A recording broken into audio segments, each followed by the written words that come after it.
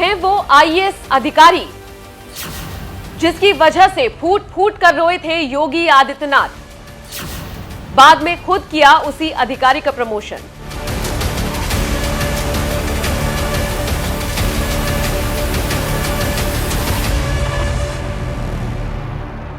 नमस्कार, मैं हूं आपके साथ नम्रता। उत्तर प्रदेश के मुख्यमंत्री योगी आदित्यनाथ अपराधियों पर तो नकेल कस ही रहे हैं, साथ ही छोटे से लेकर बड़े अफसरों पर भी उनकी पैनी नजर रहती है। अधिकारियों के काम में जरा भी कमी मिलती है तो सीएम योगी तबादला करने में ज्यादा वक्त नहीं लगाते। 2017 से लेकर अब तक सीएम योगी कई बार बड़े बड़े अधिकारियों के अचानक तबादले करने का फरमान जारी कर चुके हैं। कई बार तो आधी रात को मीटिंग हुई और अगले दिन कई अफसरों के ट्रांसफर हो गए। तमाम बड़े अधिकारी सीएम योगी के खौफ की वजह से बेहतरीन काम करने की कोशिश करते हैं। अब जरा सोचिए, ऐसे कड़क योगी आदित्यनाथ को कोई आईएएस ही रुला दे तो। पिछले कुछ समय से महोदय राजनीतिक विद्वेष के तहत मुझे जिस प्रकार से राजनीतिक पूर्वाग्रह का शिकार बनाया जा रहा है, मैं केवल आपसे यह अनुरोध करने के लिए आया हूं, क्या मैं इस सदन का सदस्य हूं या नहीं हूं, और क्या यह सदन मुझे संरक्षण दे पाएगा या नहीं दे पाएगा। You are a very honorable member of the house.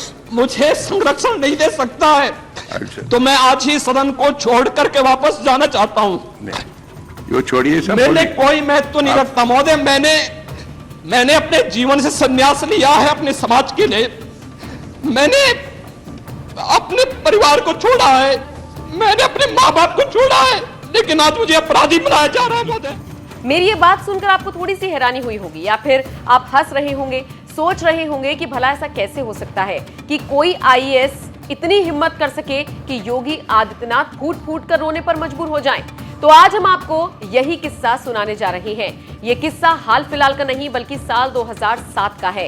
ये वो दौर था जब गोरखपुर में सांप्रदायिक दंगे हुए थे। इस दौरान एक शख्स की मौत हुई थी जिसके विरोध में तत्कालीन सांसद योगी आदित्यनाथ सड़क पर उतरकर प्रदर्शन कर रहे थे। योगी और उनके समर्थकों का यह प्रदर्शन इतना उग्र था कि प्रशासन ने उनकी गिरफ्तारी के आदेश दे दिए। लेकिन ये गिरफ्तारी इतनी आसान नहीं थी। थाने तक का सफर 2 किलोमीटर था, लेकिन उसे तय करने में पुलिस को 8 घंटे का वक्त लग गया। उस वक्त आईएएस डॉक्टर हरिओम गोरखपुर के डीएम थे। अब चूंकि उनके पास सरकारी आदेश था, लिहाजा हरिओम को योगी आदित्यनाथ को अरेस्ट करना पड़ा।